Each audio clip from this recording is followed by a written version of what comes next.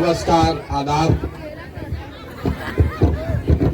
आपके गांव के इस प्रांगण में आपसे मिलने का, बातचीत करने का, आपसे परिचय करने का जो आपने अवसर दिया है, उसके लिए आपका तहे दिल से शुक्रिया अदा करते हैं, आपका धन्यवाद करते हैं। मेरा नाम है प्रशांत किशोर और हम नेता नहीं हैं। हम नेता नहीं हैं, दल नहीं बनाए हैं और आपसे आपका वोट मांगने भी नहीं आए हैं। आधा आदमी तो ये सोचतान कि भाई नेता हमन ना, दल बनैले नहीं खन, वोट मांगत नहीं खन, तो आखिर इतना बड़ा पदयात्रा क्यों कर रहे हैं? क्यों संकल्प किए हैं कि बिहार के हर गांव, शहर, कस्बा, पूरा बिहार बिना घर वापस गए, बिना गाड़ी पर बैठे, पैदल चलकर ही जाएंगे लोगों से मिलने के लिए, लोगों से बात करने के लिए? क्यों अभियान शुरू किया है? ये अभियान इसलिए शुरू किए हैं कि आपका, हमारा जो राज्य है बिहार, आज से 40-50 साल पहले भी देश के सबसे गरीब और पिछड़े राज्य हम लोग बिहार थे और आज भी देश का सबसे गरीब, सबसे पिछड़ा, सबसे ज्यादा अशिक्षित और सबसे ज्यादा बेरोजगारी वाला राज्य बिहार ही है। ये सुधर नहीं रहा है। बहुत वर्षों तक आपने कांग्रेस को वोट दिया, उसके बाद हमने, आपने सबने मिलकर लालू जी की सरकार बनाई। 15 साल लालू जी के शासन के बाद लोगों ने नीतीश कुमार पर दांव लगाया। नीतीश कुमार को भी शासन करते हुए करीब करीब 17 साल हो गए।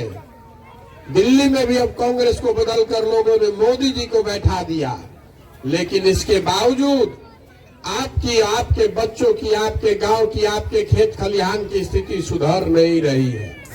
हमने के जहां रही जा पहले, ओइजे आजो बानी जा। पहले भी हम लोग के बच्चों को जाकर बाहर मजदूरी करनी पड़ती थी, आज भी हम लोग के बच्चों को बाहर जाकर मजदूरी ही करनी पड़ रही है। पहले भी लोगों को पढ़ने के लिए यहाँ स्कूल कॉलेज नहीं था, आज भी नहीं है। पहले भी जब आप बीमार पड़ते थे तो आपके पास अस्पताल नहीं था, आज भी नहीं है। जिन सड़क और गली पर आपके गांव में आप घूमते फिरते हैं, वो गली नाली पहले भी टूटा हुआ था, आज भी टूटा हुआ है। जिस खेत में आप काम करते हैं वहां पहले भी पानी नहीं आता था, आज भी पानी नहीं आ रहा है। जिस फसल का दाम आपको पहले नहीं मिलता था तो आज भी नहीं मिल रहा है।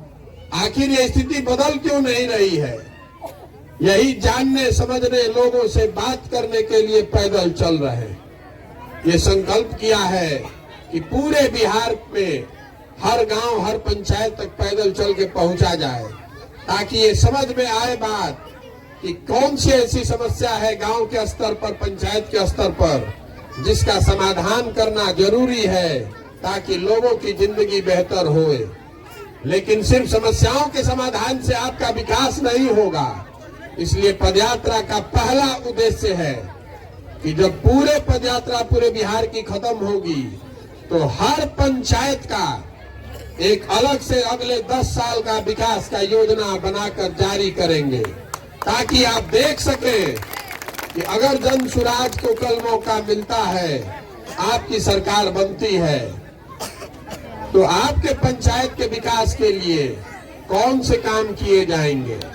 2-3 जौन और समस्या बा, ओकरा के तो समाधान होइबे करी कि ठीक बा भैया, एजा पानी नहर से पानी नहीं खे आवत, एजा रोड नहीं खे, एजा अस्पताल नहीं खे, स्कूल नहीं खे। लेकिन अस्पताल बन जाने से आपका विकास नहीं हो जाएगा, आपकी तकलीफ थोड़ी कम हो जाएगी। विकास होने के लिए जरूरी है कि पंचायत में रोजगार के नए अवसर पैदा किए जाएं। विकास होने के लिए जरूरी है कि पंचायत के स्तर पर विश्व स्तरीय शिक्षा की व्यवस्था की जाए।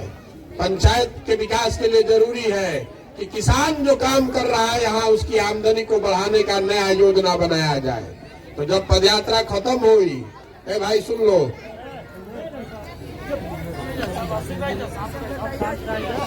जब पदयात्रा खत्म होगी तो पूरे बिहार के 8,000 से ज्यादा पंचायतों का योजना बनाकर जारी करेंगे।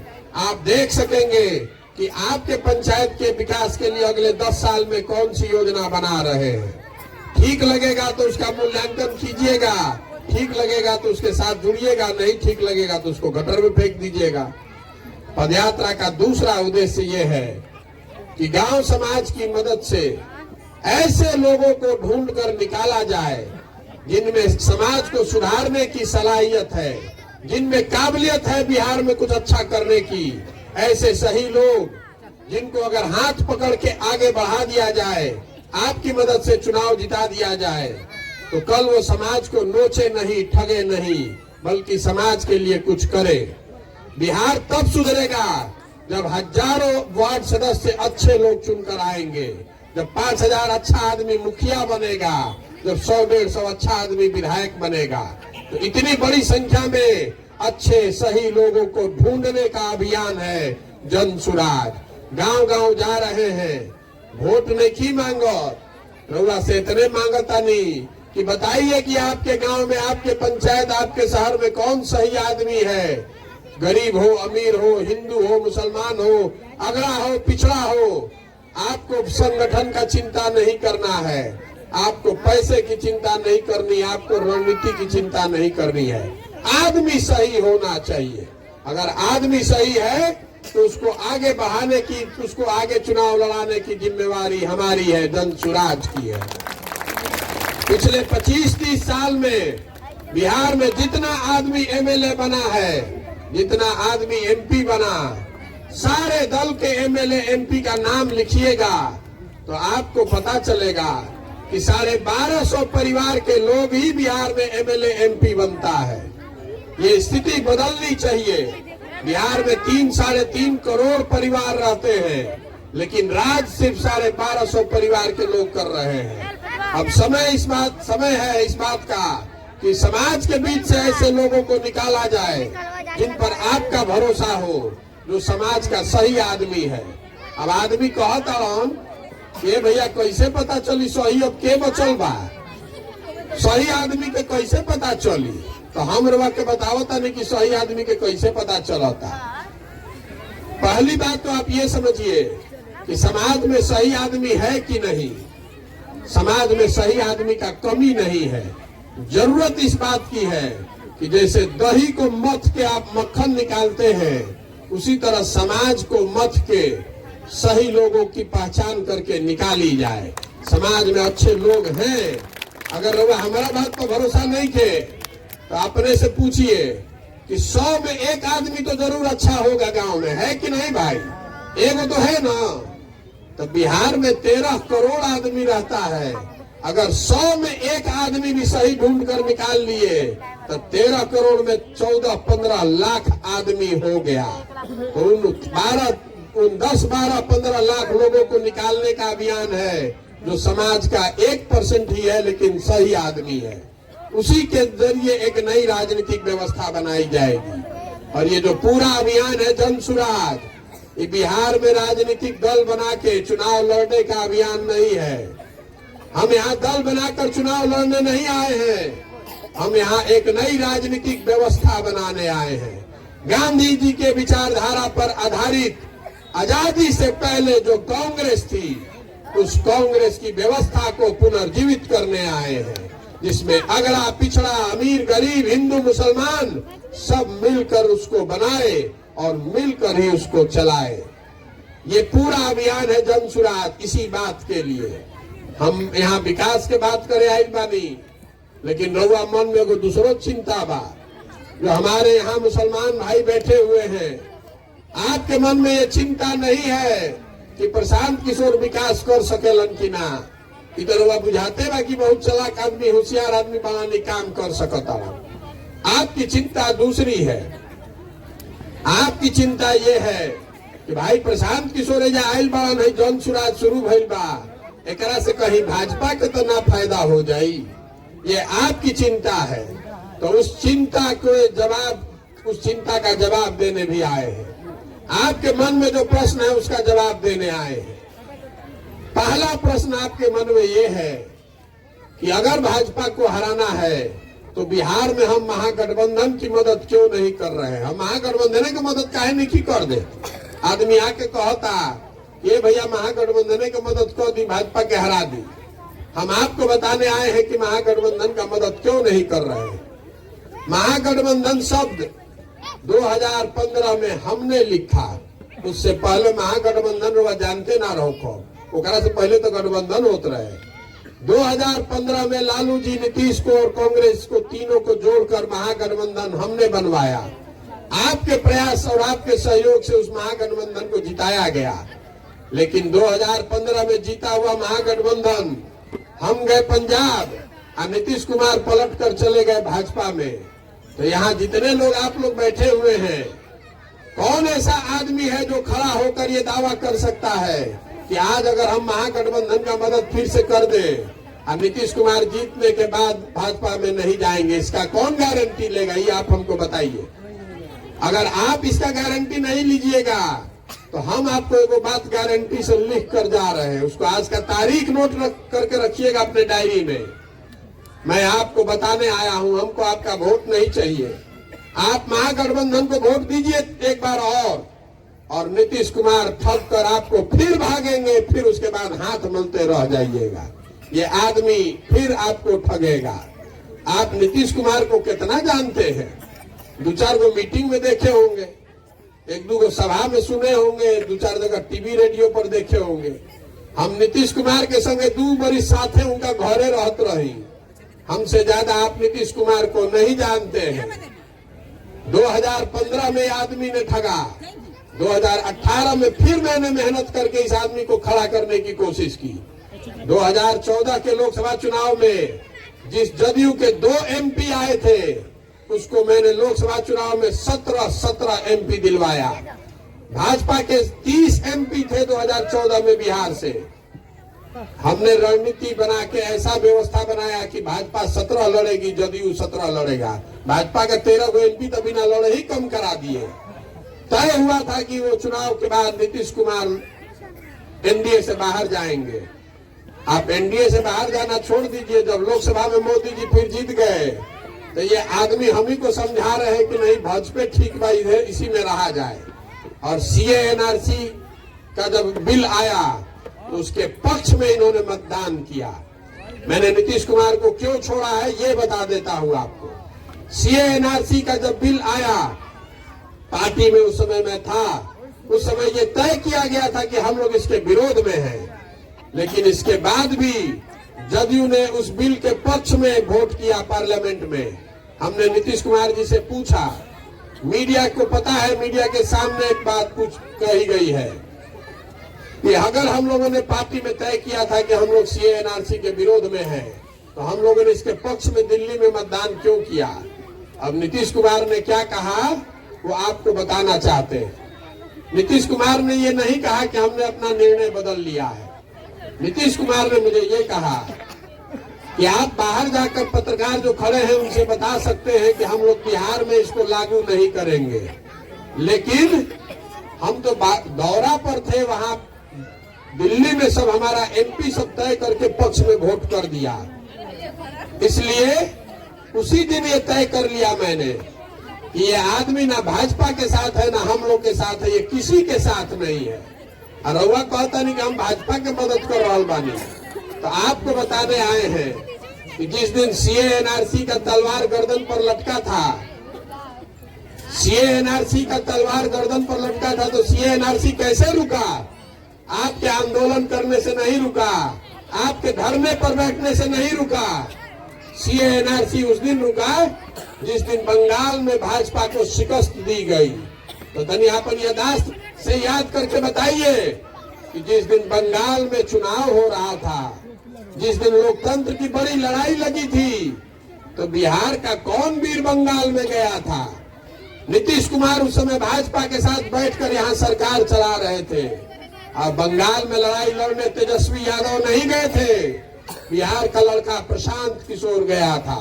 अपने जीवन के 2 बरस हमने लगाए हैं बंगाल में भाजपा को शिकस्त देने के लिए। जब पूरा देश ये कह रहा था कि भाजपा को कोई नहीं हरा सकता है बंगाल में, दीदी के अपने लोग छोड़कर चले गए, तब प्रशांत किशोर ने अपनी गर्दन फंसाकर कहा कि नहीं, चाहे भाजपा पूरे देश की ताकत लगा दे, बंगाल में भाजपा को जीतना तो छोड़ दीजिए, 100 सीट नहीं जीतने देंगे। कितना पर आउट किए? 77 पर। और जिस दिन बंगाल में भाजपा हारी है, ओकरा बाद से सीए एनआरसी के कहीं कोई बात नहीं के होता भैया, हो रहा है बात। तो आप हमसे कह रहे हैं कि हमसे भाजपा का मदद हो रहा है, तो मेरे भाई आप जहां हैं वहीं रहिए, आप महागठबंधन में रहिए, ललटेन पकड़ के घूमिए, हमें उसका कोई मलाल नहीं है। आपको लगता है कि हम वोट अगर करेंगे किसी दूसरे को तो हमारा वोट बट जाएगा, भाजपा जीत जा सकती है। तो हम आपको समझाने आए हैं कि 30 बरस से आंख बंद करके बंधुआ मजदूर की तरह जो आप वोट कर रहे हैं, आपको मिला क्या है?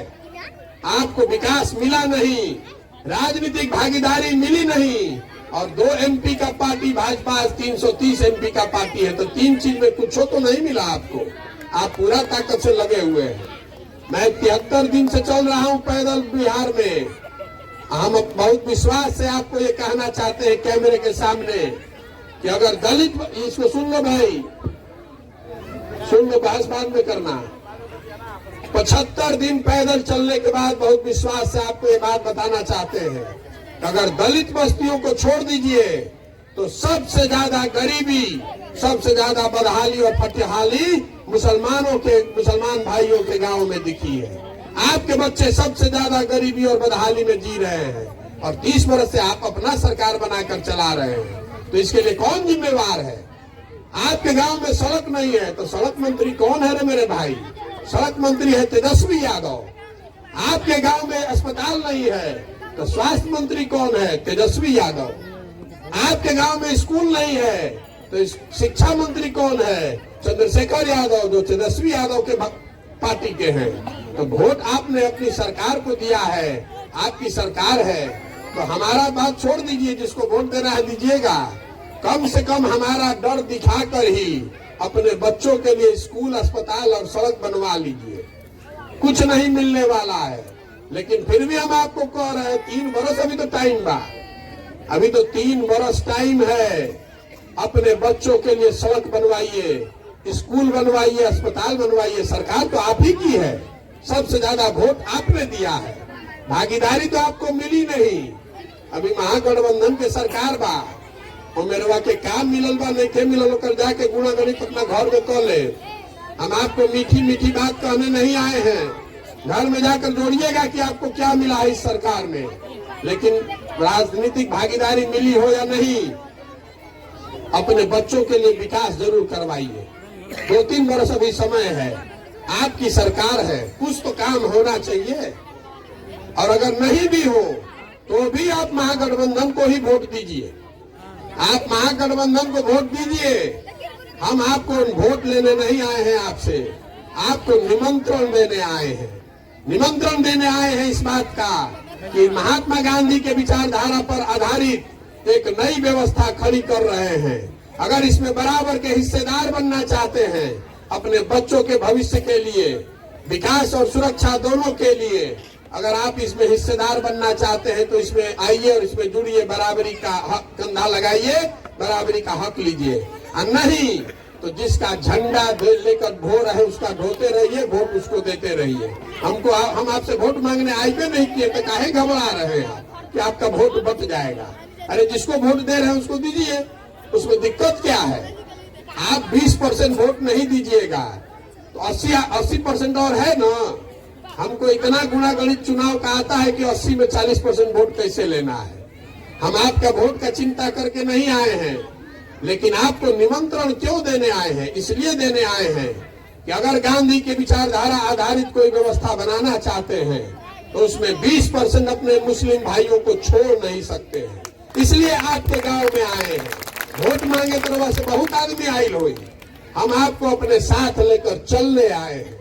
चलना चाहते हैं तो विश्वास से चलिए, और नहीं चलना चाहते हैं तो मेरा निमंत्रण कार्ड अपने घर में संजो कर रखिए। बिहार में जब चुनाव होगा तो जीतेगा जन सुराज ही, लिख कर रखिए।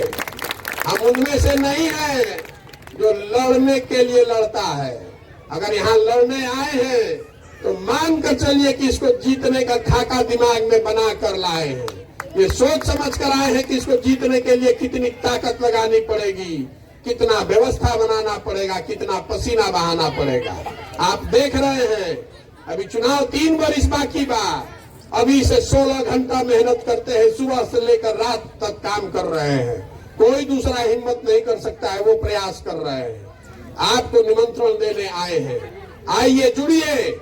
और ये जो पुराना मरा हुआ वृक्ष है आपका, जिस पर ललटेन लटका हुआ है, उस पर अपना खून पसीना खाद पानी देना बंद कीजिए। उसको आप हरा वृक्ष नहीं बना सकते हैं। ये नया पौधा है, जिसको बड़ा कीजिएगा, इससे आपके बच्चों को छाया भी मिलेगी और इससे उसको फल भी मिलेगा।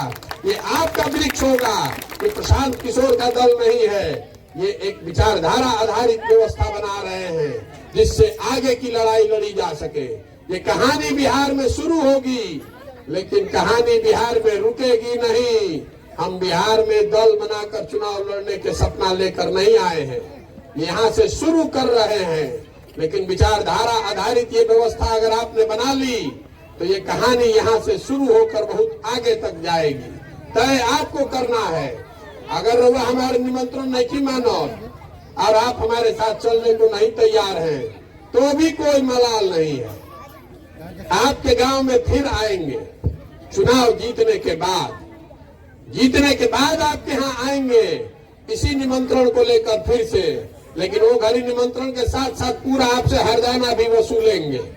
आपसे उस समय हरजाने के तौर पर जीत के उपलक्ष्य में सेवई भी खाएंगे। तो आप तैयार रहिएगा उस समय चलने के लिए। तय आपको करना है कि अभी हमारे साथ चलिएगा, कि हमारे जीतने के बाद सेवई खिलाकर साथ में चलिएगा। तय आप कर लीजिए। हमको कोई उसकी घबराहट नहीं और चिंता नहीं है कि आपको वोट कहाँ देना है। हमारा भय दिखाकर ही कुछ अपने लिए ले लीजिए, लेकिन महागठबंधन लिख कर रखिएगा। ये हमारा असेसमेंट है, ये हमारा मूल्यांकन है। महागठबंधन भाजपा को नहीं हरा सकती है। सत्य की अपनी एक ताकत है। देखिए अभी 70 दिन से शुरू कैले बानी, और ऊपर वाले ने ऐसी कृपा की है कि रोज बाई इलेक्शन होता, उपचुनाव होता, रोज भाजपा जीत रहा है। आपको लग रहा था कि महागठबंधन बन गई, तब तो भाजपा जीतिए ना सके। और रोज चुनाव होता तो प्रमाण प्रत्यक्षम की प्रमाणम सामने ही दिख रहा। पहले तो हम कहत रहे कि महागठबंधन भाजपा को नहीं हरा सकती है। अब आपको दिख रहा है कि जहाँ जहाँ ये लोग लड़े हैं, हर जगह भाजपा जीत रही है। तो बात ठीक लगे तो अच्छी, और न ठीक लगे तो उससे भी बढ़िया। एक अंतिम बात जो मुस्लिम साथी हमारे पूछ रहे हैं कि भैया इतना ही का प्रशांत किशोर के पास पैसा कहाँ से आयल भाई अभियान चलावे खातिर? जरूर भाजपा वाला पैसा दे रहा है। अरे मेरे भाई, अब हम सोचा नहीं कि हंसी या कि रोई। जो हमारे मुस्लिम मित्र हैं, आप हमारे भाई हैं, आपकी सोच पर मुझे हंसी आ रही है। आपकी जो सरकार है चचा भतीजा की, आप ही की सरकार है, क्योंकि वोट तो आप ही का है। आपको हक मिले चाहे न मिले, वोटवा तो आप ही का है। आपकी जो सरकार है ये आधा आधा सरकार है, आधा आरजेडी और आधा जदयू। तो पिछड़े गरीब राज्य बिहार से ये अपने अभियान के लिए, अपना दल चलाने के लिए पैसा पा जा रहे हैं। और हम आज देश में 6 मुख्यमंत्री ऐसे हैं, इसको याद करके रखिएगा। देश में 6 मुख्यमंत्री आज ऐसा है जिसके बनने में प्रशांत किशोर ने कंधा लगाया है। 6 राज्य जीत कर यहाँ आ रहे हैं। तो हमको है 100 गो गाड़ी चलाने के लिए, 500 लड़का के लिए पैसा नहीं मिलेगा? आप हमको इतना कमजोर समझते हैं? ये बिहार का नेता हमको धकिया देगा? बड़े बड़े नेताओं का नकेल करके नाथ दिए हैं, आप हमको क्या बताइएगा? हम मजबूती से लड़ रहे हैं। तरुआ बुझाता आदमी कहता क्या था मजबूती से भाई प्रयास करता हन, जरूर भाजपा वाला मदद करत हुई, यही से इनका साथ ना चलो। अगर मजबूती से नहीं कर रहे होते तरुआ कहती कि आदमी तो बड़ा होशियार बड़ा, लेकिन क्या करी मजबूती से लड़ते नहीं तो नहीं से इनका साथे नहीं की। तो दोनों ओर से आपका यही उपाय है। आपके आंख पर शक का चश्मा चढ़ा हुआ है, कैसे कोई उतार सकता है? कोई नहीं उतार सकता है। जब आपका आंख खुलेगा तो खुलेगा। हम उसके लिए काहे दिमाग अपना लगाएं? मेरा काम है आपको आकर बता देना, चेता देना, समझा देना, और अपना निमंत्रण कार्ड छोड़कर जाना। आपको जब अच्छा लगे तब लेकर चले आइएगा, आप दरवाजा खुला हुआ है, और नहीं अच्छा लगे तो जहाँ है वहाँ रहिए। इस चिंता में मत पड़िए कि मुसलमान वोट बट जाएगा तो भाजपा का फायदा हो जाएगा। किसी का कोई फायदा होने वाला नहीं। मुसलमान पूरी मजबूती से आप लोग महागठबंधन को वोट दीजिए, और जब हारिएगा तब हल्ला मत बचाइएगा। जैसे हिंदू भाई लोग हम लोग दे दिए मोदी जी को वोट, और रोज हल्ला करता नहीं जा, ए भैया सिलेंडर के दाम हो गए 1250, ए भैया पेट्रोल के लागत 100 रुपया, ए भैया डीएपी 500 के बेचाए लागल 1600 में। तो उनको भी रोज कहते हैं कि वोट देने वाला मोदी जी के, तो सिलेंडर के पैसा, पेट्रोल और खाद के पैसा पाकिस्तान के आदमी दी, बाप बाप काहे करता। तो वही बात आपको भी कहेंगे। वोटवा दी है तेजस्वी यादव को, तो अस्पताल के लिए, स्कूल के लिए, रोड के लिए बाप बाप काहे कर रहे हैं। तब रहिए इसी जलालत में। ये सुधरने वाला नहीं है। जब तक आप नहीं सुधरिएगा तो आपके बच्चों को कोई दूसरा सुधार देगा? कोई नहीं सुधार सकता है। जिसको मन हो बंधुआ मजदूर की तरह वोट देते रहिए, लेकिन वोट दीजिएगा तो इस बात को लिख कर रखिए, आप अपने और अपने बच्चों की बदहाली और उनके भविष्य के लिए खुद ही जिम्मेवार होइएगा। ये कह कर जा रहे हैं। ये बात हमारी आपको लगेगी कड़वी, लेकिन आपको है चीनी रोग और आप खोज रहे हैं लड्डू, कि लड्डू हमको और खाए। तो हम आपको लड्डू खिलाने नहीं, करेला का जूस मुंह में ठूसने लाए हैं। ठीक लगे तो पीजिए, और न ठीक लगे तो जाके तेजस्वी यादव को लड्डू खा लीजिए। खाइएगा तो फिर चीनी रोग और बढ़ेगा। तो सुधरने वाला नहीं है। तो आपको तय करना है कि चीनी रोग है जो शरीर में अंदर घुन लग गया है पूरे बिहार की व्यवस्था में, इस घुन को साफ करना है, कि नहीं चीनी रोग में लड्डू खा के इसको और बर्बाद करना है। निर्णय आपके हाथ में है। आप यहाँ आए, आपने हमारी बात सुनी, इसके लिए बहुत बहुत धन्यवाद।